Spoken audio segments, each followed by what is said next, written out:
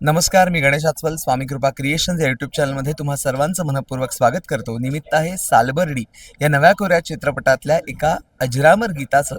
मुळात लोकसंगीत म्हटल्यानंतर गोंधळ हा अगदी महत्त्वाचा भाग आहे आणि या गोंधळाची कोरिओग्राफी ज्याने केली तो माझा मित्र, ज्याचा अनेक वर्षांपासूनचा संघर्ष मी बघितलेला आहे, त्याचं यश बघितलेलं आहे, त्याच्या आयुष्यातले चढ उतार बघितलेत. नृत्य दिग्दर्शक आशिष पाटील माझ्यासोबत आहे. आशिष, आज जगदंबे गाणं इथे लॉन्च झालं, नेमक्या काय भावना आहे? जसं मी नेहमी म्हणत असतो की मला वाटतं की परमेश्वराची कृपा आहे माझ्यावरती. मला असं वाटतं, म्हणजे ऑफकोर्स आपण काम करत असतो पण ते परमेश्वराचा हात असणं खूप महत्त्वाचं आहे. आणि हे गाणं मला वाटतं की आईनीच करून घेतलं माझ्याकडून, मला असं वाटतं, जगदंबेने.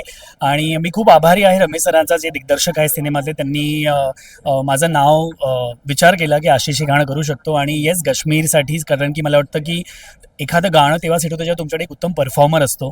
आणि मला वाटतं काश्मीरने त्याला खूप न्याय दिलेला आहे. आणि मी खूप ओव्हरवेल्म्ड आहे. आणि मला वाटतं की खूप आशीर्वाद असू दे तुमच्या हे गाण्यावरती. खूप व्ह्यूज द्या आणि उत्तम उत्तम कलाकारांनी हे गाणं नक्कीच वापरा आणि आम्हाला टॅग करा याच्यावरती. So thank you so much.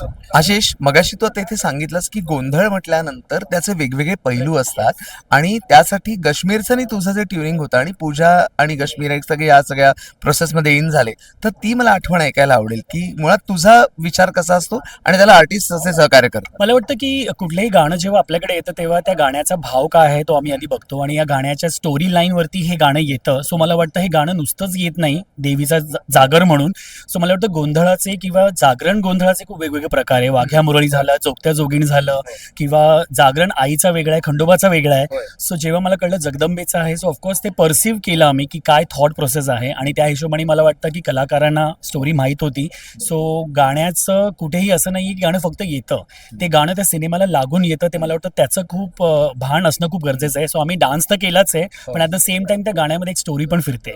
So मला वाटतं ते सिनेमासाठी खूप महत्त्वाचं आहे. सो येस, मला वाटतं तो एक एक्सपिरियन्स सगळ्या आर्टिस्टला आहेच की स्टोरी वाईज ते गाणं कसं पुट होतं. That is the whole point. शुभेच्छा. Thank you so much. Thank you so much. व्हिडिओला लाईक करा, शेअर करा, चॅनलला सबस्क्राईब करा.